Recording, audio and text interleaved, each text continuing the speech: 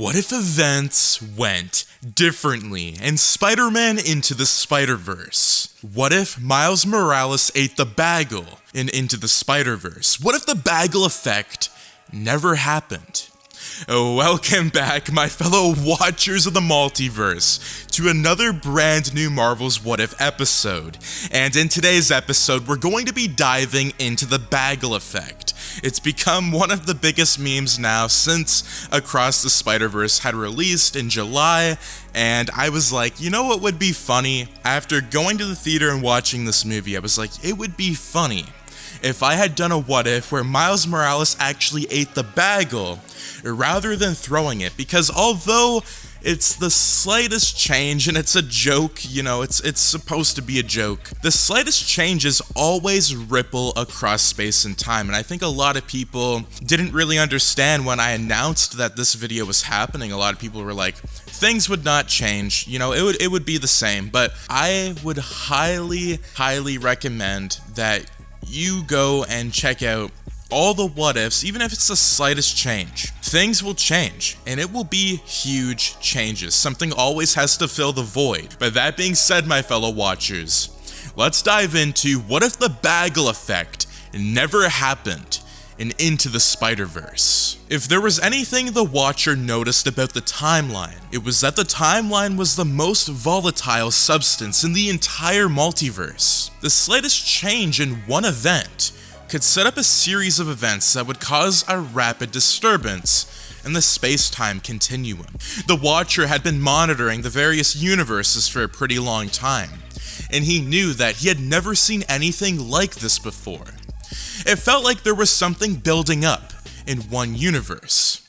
There was a lot of energy pulsing that came from this reality, and the Watcher knew that the pulse couldn't be good. Location, variant world, Earth 1610, Alchemax Laboratories. Well, Dr. Olivia Octavius was not as nice as they had imagined her to be. At this moment, Miles and Peter B. Parker had successfully fought and evaded Dr. Olivia Octavius, who happened to be the villain, Doc Ock.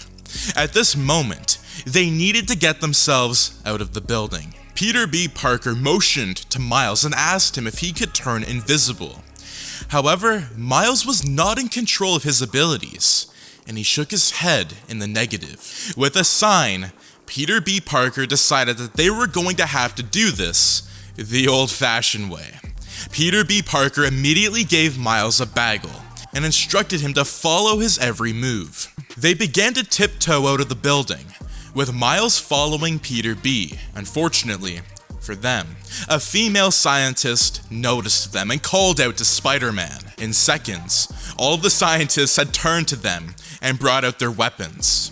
The Spider duo, seeing that they were in for a lot of trouble, began to run.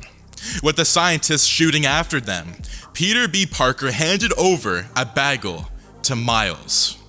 Miles immediately considered the option of throwing the bagel at the persons who chased them. However, one more look at the bagel, and he realized that he would be wasting good food.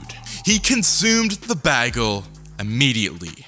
At that moment, without Miles' knowledge, there was a flash of blue light in the sky. Location, Earth 1610 in the alleys. Some time later, Jonathan Owen opened his eyes as he struggled to remember the events of the past few minutes. He recalled the fight between the Spider-Man and Kingpin, who had activated the Alchemax Collider, and unfortunately, he had been dragged into the Collider. And now, his appearance had been severely altered. He was all white, with several black spots around him. Before he could take a step, his head hurt badly, and he fell to the floor in pain. Location, Spot's hideout. Exact location, unknown. 16 months later, Jonathan, now dubbed as the Spot, sat down in his lair. As he held his head in agony, he quickly attacked the table, throwing away the items in a disoriented manner. However, this display of violence did not calm the tumor he felt in his head. With a deep breath, he reached to the floor and found a syringe. Fortunately, it was already filled. Immediately, he injected the contents into himself. At that moment, he began to see flashes as he witnessed himself doing things he could not clearly fathom. What was happening to him? Suddenly, the flashes were becoming clear. He could see something. No, it was someone. Then, his vision became clear again. He saw a boy in his vision, and to his surprise, he could hear the boy's name too, Miles Morales. It did not take long before Jonathan realized the person he was seeing in his vision was no other person but Spider-Man. But this was a surprise to Jonathan. It was Spider-Man's fault that he was like this. After the Collider incident, he had not been able to get a good job because of his appearance. Worse still, for the past 16 months, he had been having visions that caused his head to hurt, and he was yet to understand what these visions meant. At this point, Jonathan realized that he needed to meet Spider-Man. Location: Earth 1610, Morales residence. Miles was seated in his room, lost in his thoughts. At that moment, all he could think about was Gwen Stacy, the girl he loved. It had been a very long time since they last saw each other, but to his surprise, his feelings for her still persisted. At this point, Miles wondered why he was constantly dwelling on the past. He decided to pace around the room a bit, hoping that this little exercise he was doing would help him relax his mind. But it seemed fate had something different planned for Morales. Suddenly, he began to realize something was happening in his room. Immediately, a portal opened, and the person that stepped out made his jaw drop. However, his jaw dropped in excitement because the person that stepped out of the portal was no other person but Gwen Stacy. What a coincidence, Miles said in his mind. Feeling so excited, he was so elated at the fact that he had been thinking about her a few seconds ago, and now she was standing in front of him, in the flesh.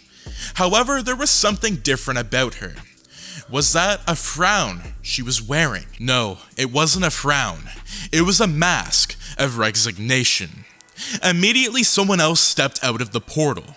Miles immediately recognized the man to be a Spider-Man because he was dressed in a suit. However, the man had a mask of ruthlessness. He immediately knocked Miles out. Location: Earth 928, Spider Society headquarters.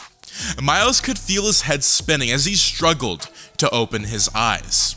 By the time he opened them, he noticed he was in some sort of containment unit. But why was he here, was the question on his mind. He looked around hoping for an answer, but no one seemed to pay attention to him.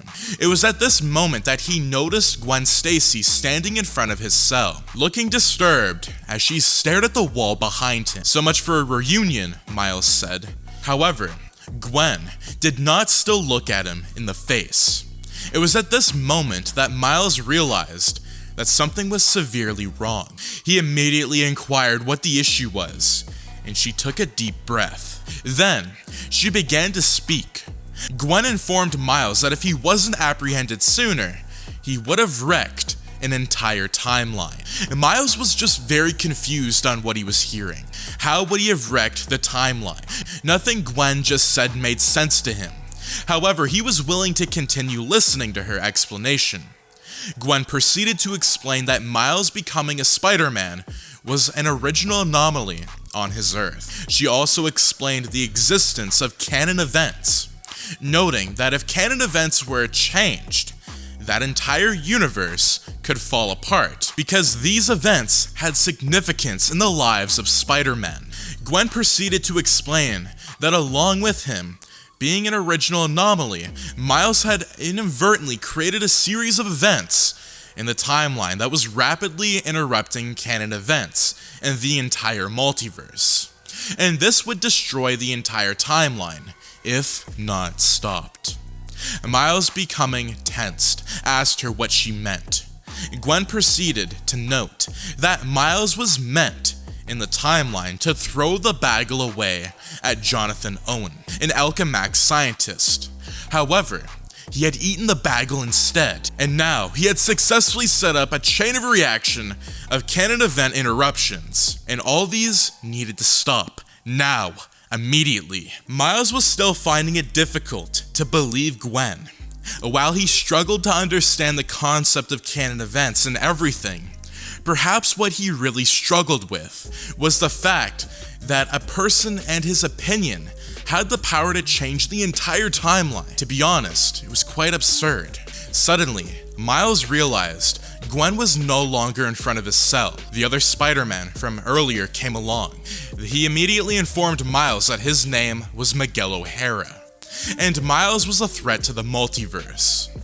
Miles proceeded to ask what would happen to him now.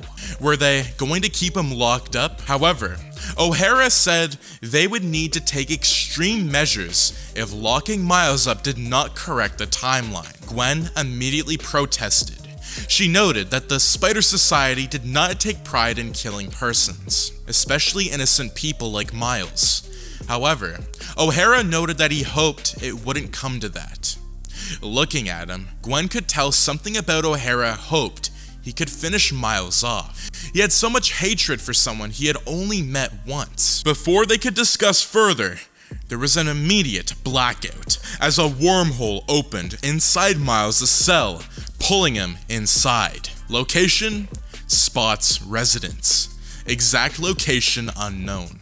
Jonathan Owen took a seat and took a deep breath. He immediately reached out of the syringe on the table and injected himself. He began to feel his breathing activity return to a normal rate.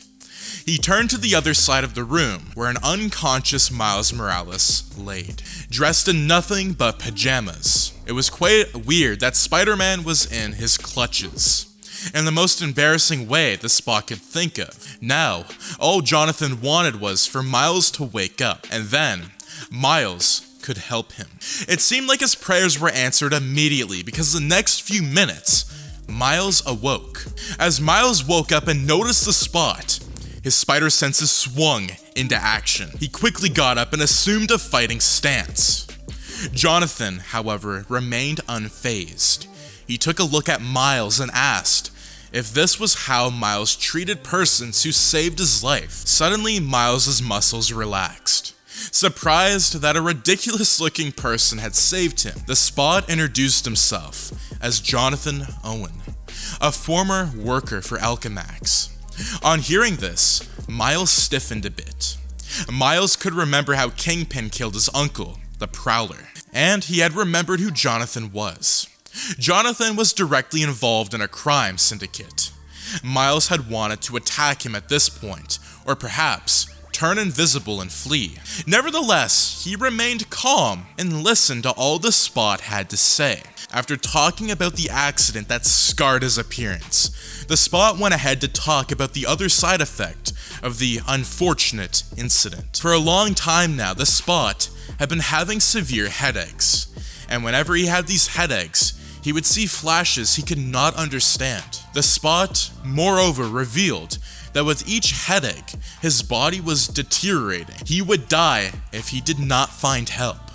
And this was where Miles came in. Miles was honestly dumbfounded. He could not fathom what someone like him could do to help Jonathan. As he was about to complain, he immediately remembered everything that Gwen had told him. He had changed the timeline when he ate the bagel, and if the Spot was connected to the multiversal energy, it would explain how the Spot was able to see the flashes. Miles immediately realized that the Spot wasn't seeing flashes. He was seeing timelines that Miles' actions had erased. At this moment, guilt wrecked Miles. He could not believe that he was responsible for the pain the Spot was going through. Moreover, he was responsible for the destruction of several canon events and potential realities. However, the Spot comforted Miles, telling him that he was just a kid. The Spot also told Miles that he had specifically engineered the spider that had bitten Miles, and in a way, he was responsible for Miles Morales becoming Spider-Man. Hearing all of these things, Miles felt a little bit better. However, his good mood didn't last long. Location, Earth 928. Spider Society headquarters. O'Hara was super pissed off. Even Jessica Drew could not calm him down.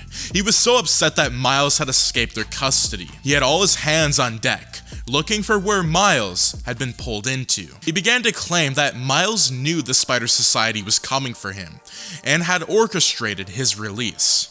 However, Gwen, defying all odds, pointed out that Miles was bewildered when he found out about how he inadvertently changed the timeline. To this extent, she wasn't sure Miles orchestrated his own release.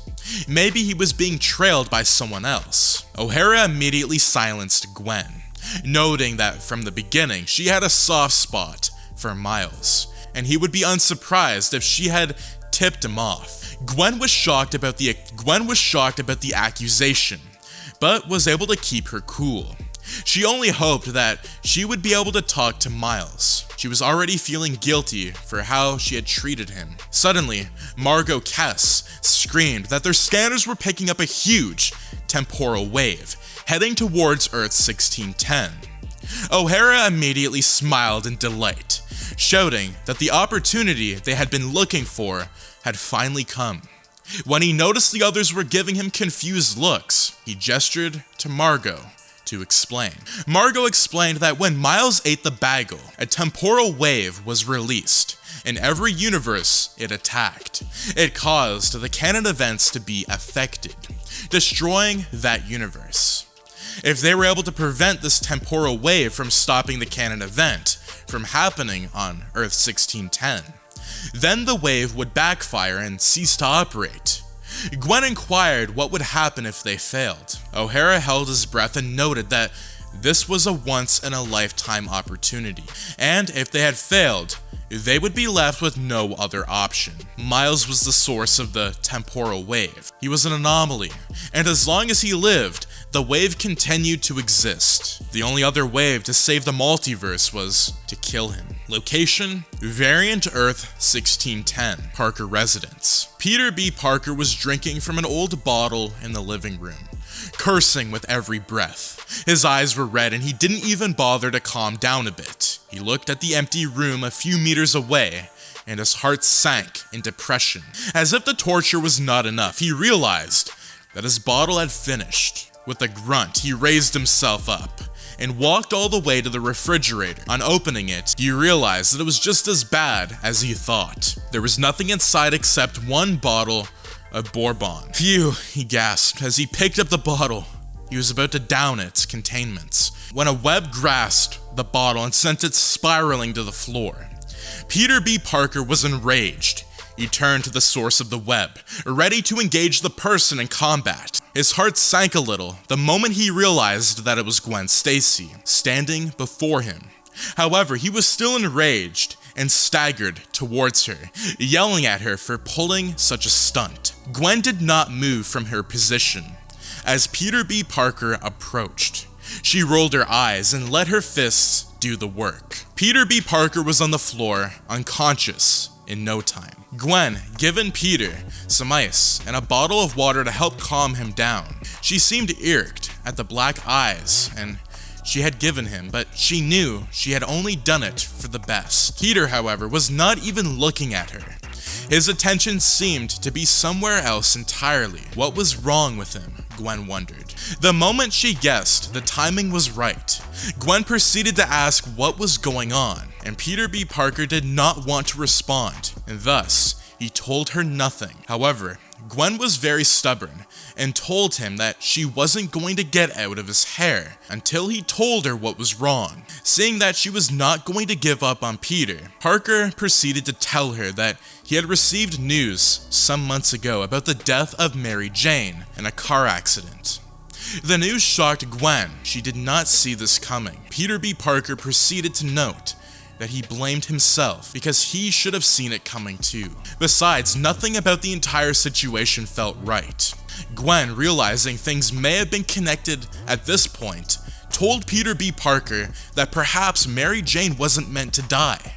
Moreover, perhaps the Spider Society had found a way to make sure that the source of these timeline changes were put down for good. Sensing she was not telling him something, Peter B. Parker proceeded to ask her if the Spider Society was contemplating on killing someone. Gwen did not answer, but her silence had given the answer for Peter. Parker immediately noted that whatever they were planning was wrong, and that they had no right to determine who lived and who died.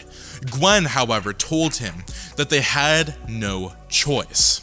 If nothing was done, the timeline would continue to change, and more universes would be destroyed. They had to do something about it. Peter took a deep breath and shook his head. He noted that he understood the perspective she was coming from. Moreover, he understood that they had to do anything possible to ensure they protected the world. Parker noted what made them different from villains if they were all about ending lives. What would distinguish them if they did not have the boldness to do the right, moral thing, even in the toughest of situations? Peter B. Parker further noted that he always knew Miguel O'Hara to be a man who could compromise if his feelings were not in check. However, Parker noted that he also knew Gwen was a hero at heart, and she would do the right thing. Gwen immediately asked Peter what was the right thing to do. Peter told her to listen to her heart, and she would know. Location, spots, hideout. Exact location, unknown. Miles was sitting down reflecting on everything that had happened in the past few hours, when the spot groaned in agony, falling down. Miles rushed to him, his eyes pleading that he wanted to help. Miles quickly decided to rush to the table, but he found no filled syringe. Moreover, when the spot tried to explain the medication to Miles, he stopped midway because of the pains. Knowing there was nothing else to do, Miles immediately encouraged the spot to embrace the pain and see through it.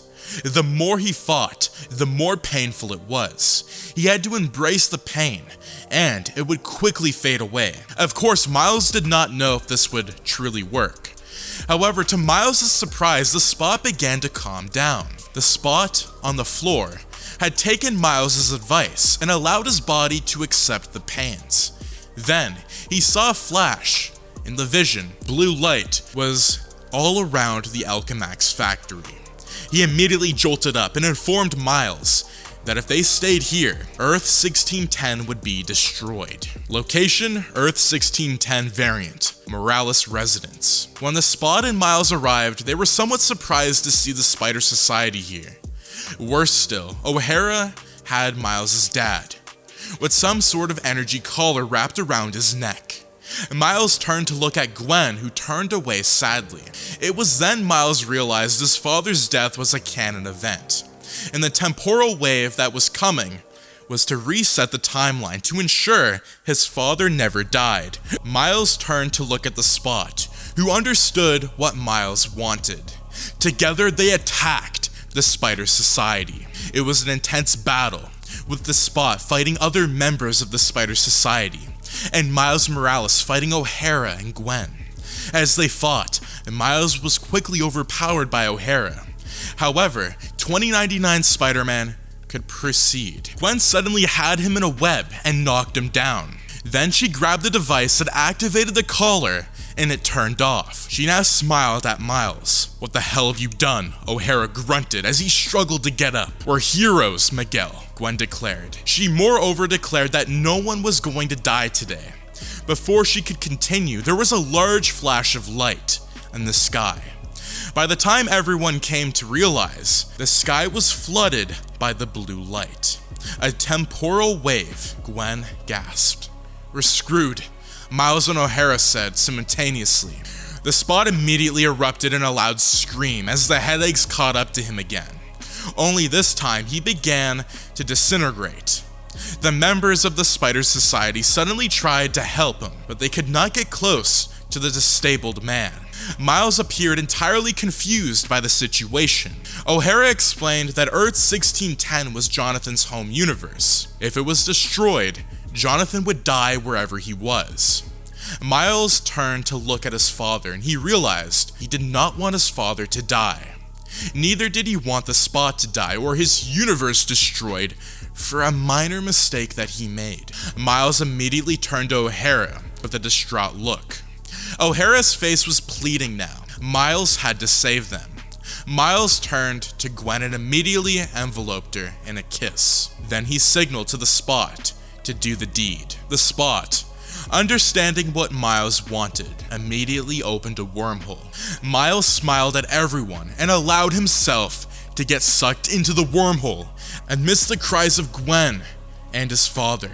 The moment the wormhole closed, there was a sudden break in the sky as the blue light seemed to immediately dissipate into a million bits. 4 months later. Location: cemetery. The Spot stood over Miles's grave, pondering on how brave Miles had been, sacrificing himself for his world and to save someone he had barely met.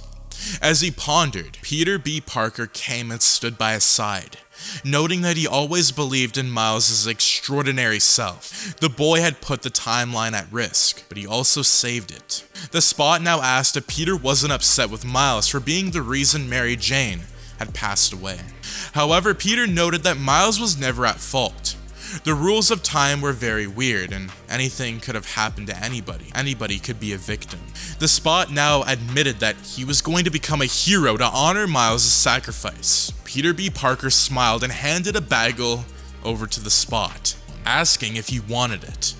However, the Spot took the bagel and threw it away, yet suddenly developed a hate for bagels. And that is going to be it for What If the Bagel Effect Never Happened in Spider-Man Into the Spider-Verse. One small change can send ripples across the universes, across dimensions, and I really hope that I showcased that in this brand new Marvel's What If episode about Into the Spider-Verse and Across the Spider-Verse.